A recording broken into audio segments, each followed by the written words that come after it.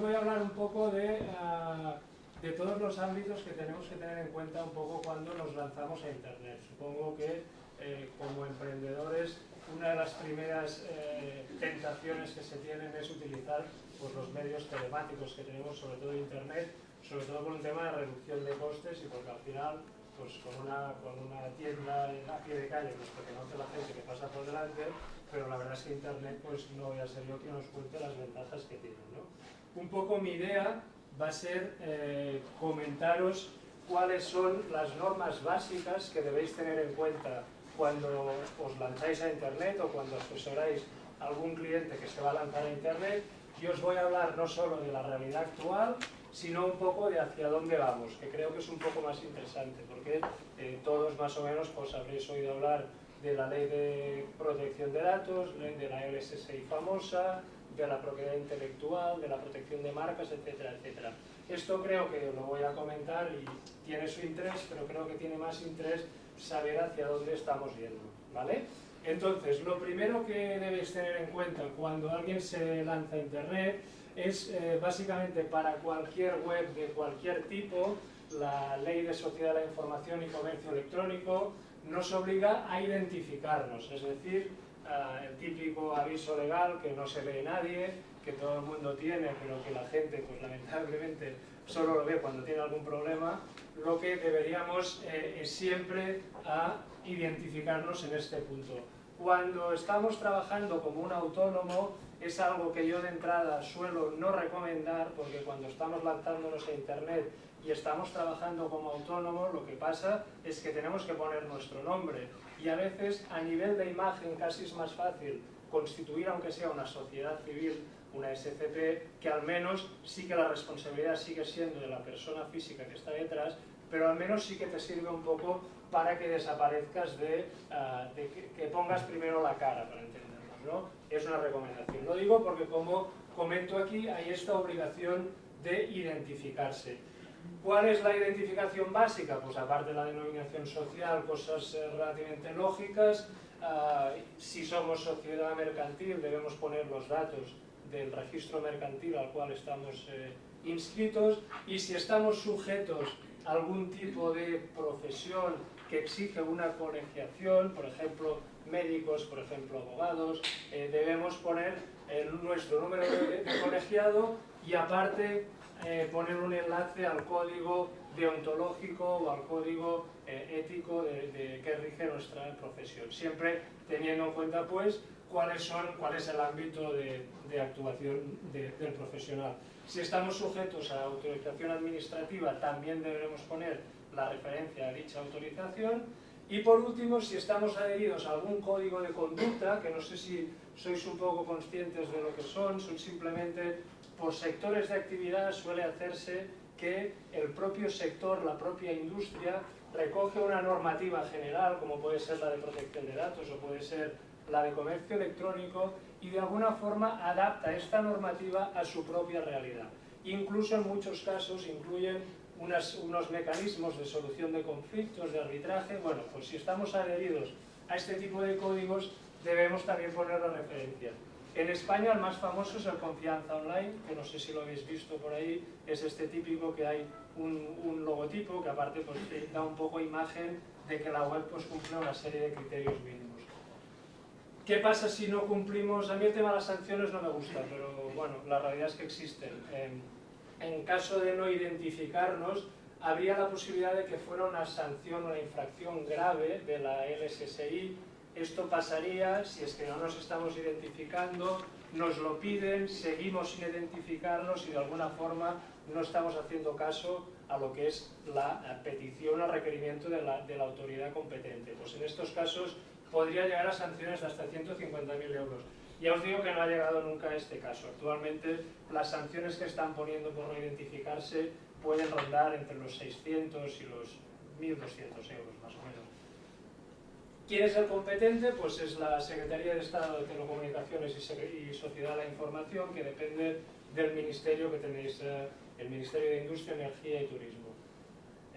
Por lo tanto, esta es la primera obligación cuando nos lanzamos a Internet. Vendamos o no vendamos, tengamos foro o no tengamos foro. Por el solo hecho de prestar un servicio a través de Internet, aunque sea meramente informativo, tenemos la obligación de identificarlo. ¿De acuerdo? Si tenéis alguna duda o comentario, me cortáis sin ningún problema. ¿Vale? Bueno, en el aviso legal también suele haber información sobre temas de propiedad intelectual y propiedad industrial. Para que nos hagamos una idea, propiedad intelectual son las obras originales, es decir, textos, fotografías, diseños, programas informáticos, código fuente. Esto está sujeto a la ley de propiedad intelectual. Propiedad industrial básicamente son marcas y nombres comerciales. Supongo que en los avisos legales estáis cansados de leer la política de qué se puede, qué no se puede hacer con todo este contenido. Bueno, es importante tenerlo claro, es importante en nuestro caso, en caso de cada emprendedor, definir dónde estamos ubicados, si lo que a nosotros nos interesa es proteger la marca o si lo que nos interesa es proteger el contenido, es decir, más un tema de propiedad intelectual.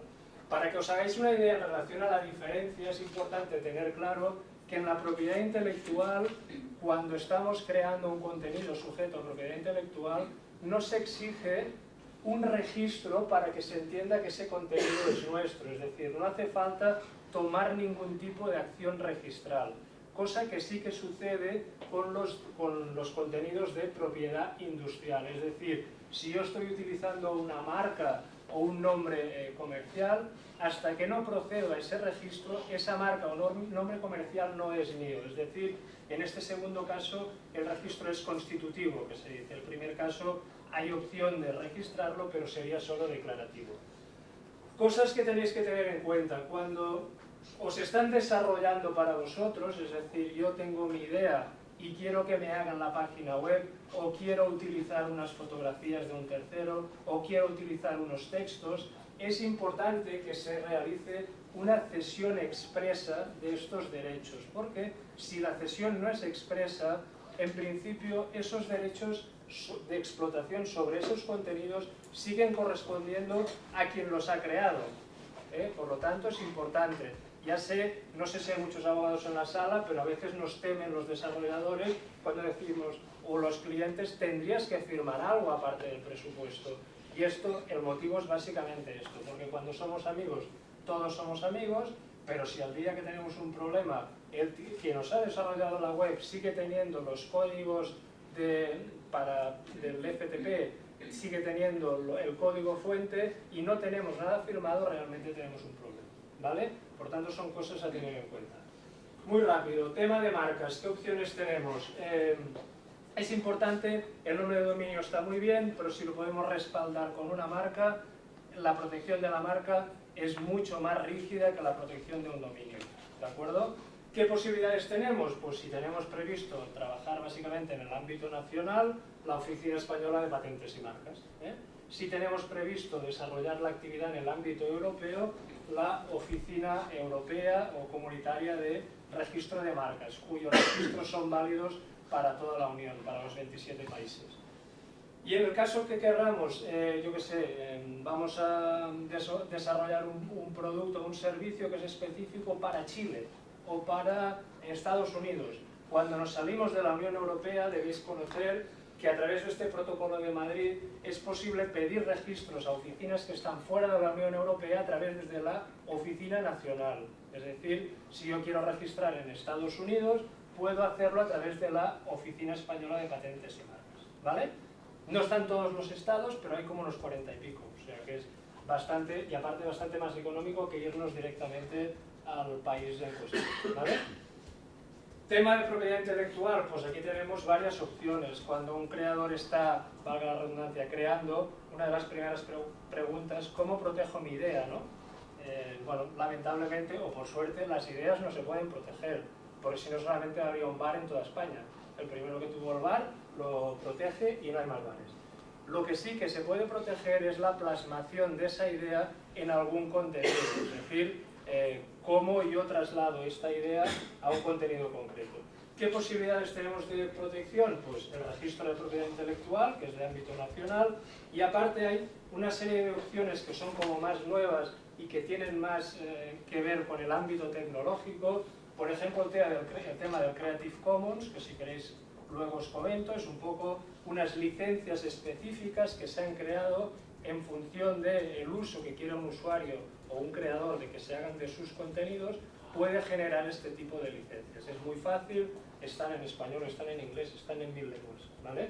Y lo último, haceros mención simplemente al tema del Safe Creative. Es una iniciativa bastante interesante de una gente de Zaragoza que nos sirve para crear como pruebas de que hemos creado algún tipo de contenido. Tú lo archivas en este, para entendernos, notario digital, y ellos no te cobran solamente si quieres recuperar ese registro. Es decir, si yo veo luego que este contenido se ha replicado en otro sitio, entonces vuelvo y le digo, oye, dame lo que yo te registré en tal día y tal hora.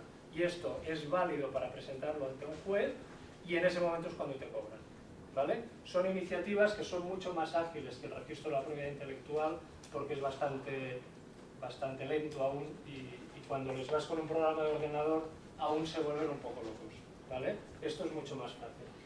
Sigo. Política de privacidad. Bueno, ¿qué decir? Aquí tengo para cada punto, si queréis 3 días podemos hablar, pero me limitaré a 1 minuto y medio. Cuando recogemos datos personales de cualquier usuario, aunque sea un simple nombre, estamos sujetos a la Ley de Protección de Datos.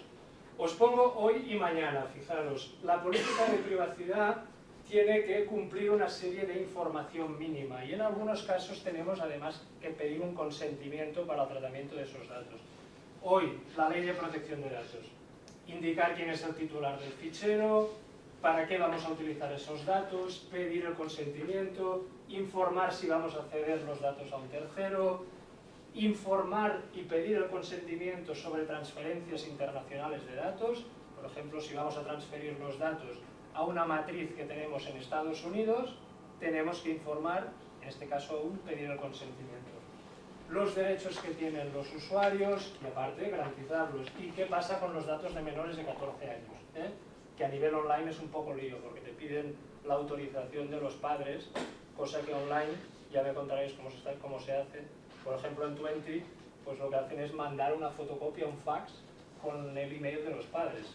Ya me contaréis esto, qué funcionalidad tiene, pues más bien poca, ¿no? Pero es la única manera que hay hasta que no sé el uso del DNI electrónico, pues no sea más amplio. Mañana tenemos encima de la mesa una propuesta de regulación europea de la normativa de protección de datos. ¿Qué virtud o qué intenta que pase esta normativa? Pues que solamente tengamos una sola norma en los 27 Estados miembros. Actualmente tenemos una directiva y 27 normas nacionales. La idea es que esto desaparezca y que nos quedemos con una sola normativa de protección de datos para toda la Unión. Esta normativa está muy enfocada al sector online. Actualmente está en el Parlamento Europeo, es un texto que viene del año pasado de la Comisión, sobre el cual se han presentado 3.500 enmiendas. O sea que va a ir la cosa un poco lenta, ¿vale? Pero que tiene cambios significativos. A nivel de que tendremos que informar, pues tendremos que informar de nuestro delegado de protección de datos, que es algo que actualmente no existe. Luego, si queréis, os amplío un poco más. Tendremos que informar sobre en qué cláusula del contrato principal se basa la recogida de los datos. Tendremos que informar de por cuánto tiempo pretendemos tratar esos datos, cosa que los ingenieros se ríen. Es decir, cuando tú le vas a un ingeniero y le dices, oye, tienes que borrar estos datos. Y te dicen, bueno, pero esto queda replicado en 300 servidores, ¿cómo voy a borrar? Pues bueno, ahí está. Tienes que informar de que puedes reclamar ante la Agencia de Protección de Datos y tienes que, el límite de edad va a bajar a los 13 años, ¿vale? O sea que ahí tenemos una pequeña ventaja. La competencia para poner sanciones o para conocer este asunto es de la Agencia Española de Protección de Datos, ¿vale? Sigo. Bueno, ¿qué pasa con los foros? Los foros es bastante... Bueno, muchas páginas web tienen foros, simplemente haceros 2 comentarios aquí.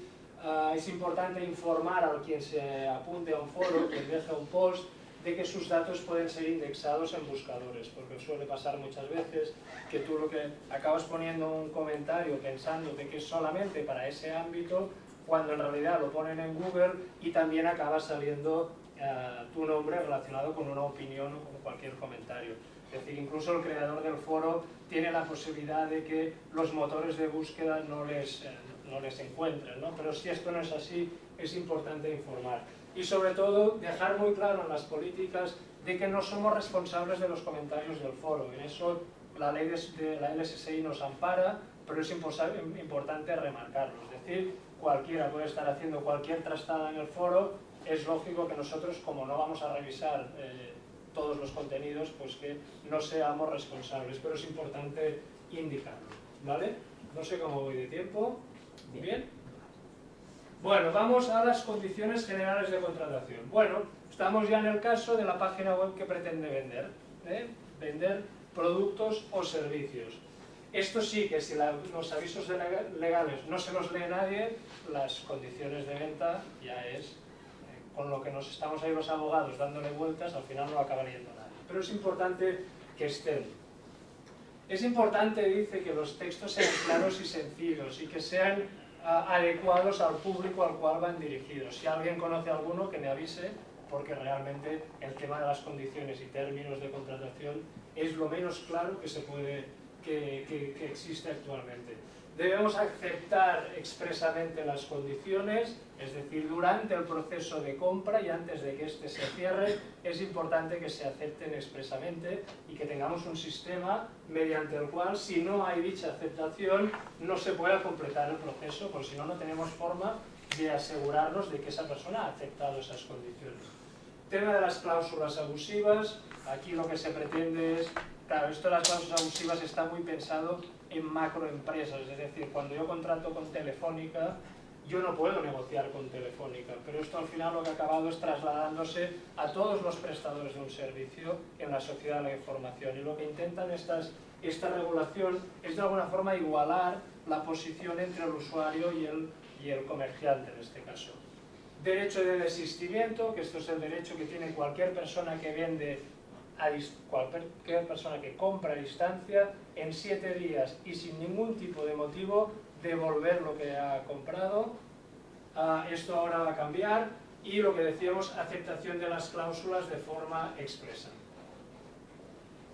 Bueno, esto es un poco el procedimiento, sobre todo aparte de la aceptación expresa. Es importante que luego el cliente reciba algún email con la referencia a las condiciones. Y me paro aquí un momento con la nueva regulación de este tema. El 19 de abril se ha presentado ya el anteproyecto que va a modificar la ley de consumidores y usuarios. Cambios principales, siempre que se apruebe, claro. De los 7 días actuales para el derecho de desistimiento se pasa a 14. En el caso de que no se informe debidamente, sobre todo lo relacionado con consumo, este plazo de 14 días se amplía a 12 meses. Si no hemos informado previamente, cualquier persona que compre cualquier cosa a distancia tendrá 12 meses para devolverlo sin ningún tipo de causa justificada. Actualmente este plazo es de 3 meses. Más cosas. El tema de las cláusulas abusivas también cambia, porque hasta ahora la interpretación de los tribunales es que si había una cláusula abusiva, lo que interpretaron los tribunales es que esa cláusula se eliminaba, pero que el resto del texto seguía vigente. Pues bueno, aquí se ha considerado que España ha traspuesto mal la directiva europea, para variar, porque esto es bastante común, y lo que te piden es que si realmente hay una cláusula que es abusiva, el resto de cláusulas se deberán interpretar en base a cómo queda ese texto sin esa cláusula, cosa que para mí tiene un poco más de sentido, ¿vale? O sea que hay cambios importantes a nivel de consumo. Esto, pues bueno, va a seguir su curso y es importante que se traslade. A nivel de derecho de desistimiento, cosa que también generaba algún problema, se ha creado un formulario específico para toda la Unión Europea que tendremos que poner en la web para que el usuario se baje y pueda utilizar, ¿vale? Bueno, famoso tema de las cookies, ¿vale? Hay una normativa, la directiva que reformó la ley de privacidad en el sector electrónico, que es una directiva del año 2009, la que reforma, introdujo el tema de pedir el consentimiento expreso para el uso de cookies. No hablaba de cookies, pero hablaba de cualquier sistema por el cual alguien pudiese poner un archivo en el terminal de un usuario y luego recuperarlo, es decir, consultarlo luego, se pedía un consentimiento expreso. Esto ha generado un montón de polémica, esto se transpuso en el artículo 22.2 de la LSSI y justamente la semana pasada, o la otra como mucho, la Agencia de Protección de Datos sacó una guía para que los usuarios supiéramos exactamente cuándo se tenía que pedir el consentimiento y cuándo no. Hay una serie de cookies para las cuales ya se entiende que no es preciso ni pedir, ni informar, ni pedir el consentimiento, por ejemplo las cookies de sesión, las cookies de personalización, las cookies técnicas que les llaman, o sea, hay una serie de casos en los cuales se considera que este consentimiento no se tiene que pedir. Pero en el resto de casos sí que se considera necesario pedir informar primero y luego pedir el consentimiento. Aquí, luego si queréis me extiendo un poco más en el turno de preguntas, hay distinto tipo de cookies, las cookies del titular de la web, las cookies que instalan terceros, es decir, si estamos poniendo una publicidad de un tercero en la web, estos terceros también están instalando cookies en nuestro ordenador y hay una serie de técnicas para pedir el consentimiento y bueno, está la guía disponible en la web de la agencia y es bastante detallista de cómo tenemos que hacerlo, cuándo podemos considerar que alguien que ha configurado el navegador para aceptar o no aceptar cookies, cuándo podemos considerar que esto es consentimiento o no. Hay bastantes casos, si queréis luego los comento. Sanción, esto aún no ha pasado, podría llegar también hasta los 150.000 euros. No creo que lleguemos a ese extremo, pero bueno, ahí está. Bueno, las cookies analíticas son básicamente las cookies que nos ponen terceros para, de alguna forma, lo que están haciendo, supongo que os habéis fijado, que estás mandando un mail a alguien y estás hablando que te quieres ir a Grecia y casualmente vuelves a entrar en Gmail y te están poniendo publicidad de hoteles en Grecia. Pues esto no es casualidad, esto es que te están escaneando los mails. Aparte, la política de Google lo deja bien claro. Es decir, que todo esto son las cookies analíticas. O estás buscando algo en el buscador, hoteles en Praga, y le das publicidad de vuelos a Praga. Claro, esto puede estar muy bien de cara al usuario, pero al menos lo que te dicen es que tienes que informar de que esto se va a hacer y sobre todo lo que está más claro es siempre informar de la finalidad y transparencia absoluta, que es lo que la agencia está pidiendo. ¿Vale? Bueno, esto es un poco las formas, cómo tenemos que pedir esta información, decíamos deber de información y obtener el consentimiento, y el enlace a las cookies te piden que sea un enlace distinto de la política de privacidad, porque normalmente lo que acababa pasando es que ponían una cláusula en política de privacidad que tampoco se leía a nadie y luego lo daban un poco como, bueno, te están pidiendo que esta información esté mal. Bueno, voy acabando. Una cosa importante que nos encontramos bastante. Hay mucho emprendedor que viene y te quiere adaptar, me centro en el tema de protección de datos, quiere adaptar su web a la ley de protección de datos y cuando ha acabado dice, ya tengo la ley de protección de datos, ¿no? Porque la ley de protección de datos no es solamente internet, es decir, si detrás de una web hay una empresa, pues lo más seguro es que tenga empleados, que tenga proveedores que no tengan nada que ver con el servicio de internet y que tenga pues una serie, que tenga cámaras de videovigilancia, por ejemplo. Es decir, es importante que os quedéis con la idea, que supongo que es obvio, pero a veces por la práctica veo que igual no lo es tanto. Es decir, que el hecho de tener adecuada mi web a la ley de protección de datos no quiere decir que esté cumpliendo con la ley de protección de datos. Quiere decir que un canal de venta, que es la web, está adecuado a la ley de protección de datos, pero nos queda todo lo otro, ¿vale? Y simplemente para acabar, ¿cuáles son las obligaciones básicas? Pues el tema de los ficheros en la agencia, documento de seguridad, auditorías en su casa, y si mañana tenemos la nueva regulación, también va a implicar una serie de cambios importantes, no solamente a nivel de informar a usuarios, sino a nivel estructural o organizativo de la web. Nombrar este delegado de protección de datos, el concepto de privacidad por diseño, os lo voy apuntando, luego si queréis, si hay alguna cosa que os interese os lo comento más. Formar a empleados, cosa que ahora no es obligatorio. notificar violaciones de seguridad, cosa que ahora tampoco es obligatorio, solamente es obligatorio tenerlas internamente registradas, pero en ningún caso informar a usuarios ni informar a la Agencia Española de Protección de Datos. Todo esto lo van a... no hay demasiadas enmiendas sobre este tema. El tema del derecho al olvido, que también no sé si os suena un poco, es como un derecho nuevo, que para mí no lo es, pero que con todo tema de internet lo que estaba pasando pues es que alguien, yo qué sé, y es que aparte me oye no muy bien aquí, a mí me pusieron una multa estando en Granada, y es verdad, no lo digo porque sí, y al cabo de muchos años puse mi nombre en Google y salía el enlace al boletín de turno conforme a mí me habían puesto una multa estando en Granada, que espero que no haya creo que ha prescrito ya. Pero bueno, esto es un poco el derecho al olvido, es decir, está muy bien que publiquen mis datos en un diario oficial porque no me han podido notificar, pero de ahí a que los motores de búsqueda estén buscando, indexando y que mi nombre salga por los años de los años ligado a que a mí me pusieron una multa estando en Granada, pues no sé si está tan bien. Pero eso es porque no la pagaste. Sí, cuando la pagues... Es que no tenía pensado volver.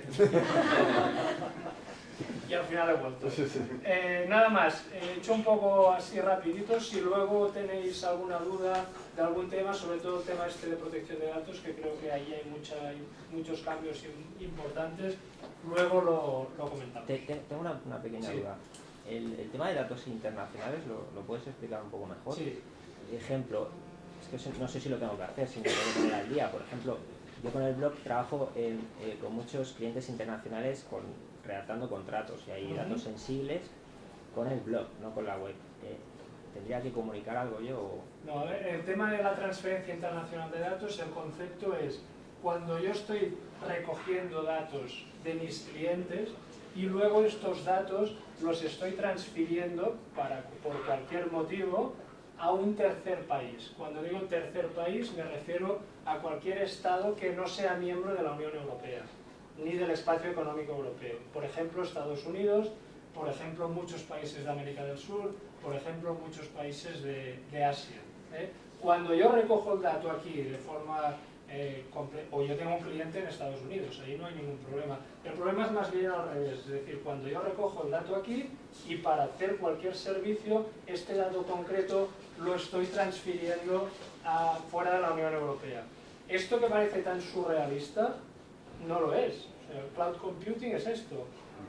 O sea que servidores que estén, servidores de Google, servidores de Amazon, todo esto son transferencias internacionales de datos tal y como está pensado ahora. ¿Y ahí cómo afecta lo de puerto seguro? El tema del puerto seguro es que en el caso de Estados Unidos, como Estados Unidos se considera que por parte de la Unión Europea no tiene un nivel de seguridad o de protección de datos adecuado, hay este protocolo de puerto seguro, que es una firma que se hizo entre el Departamento de Comercio de Estados Unidos y la Comisión Europea en el año 2000, lo que hicieron fue firmar un protocolo. Y dijeron, si usted como empresa americana se adhiere a este protocolo, usted es como si estuviera instalado en Europa.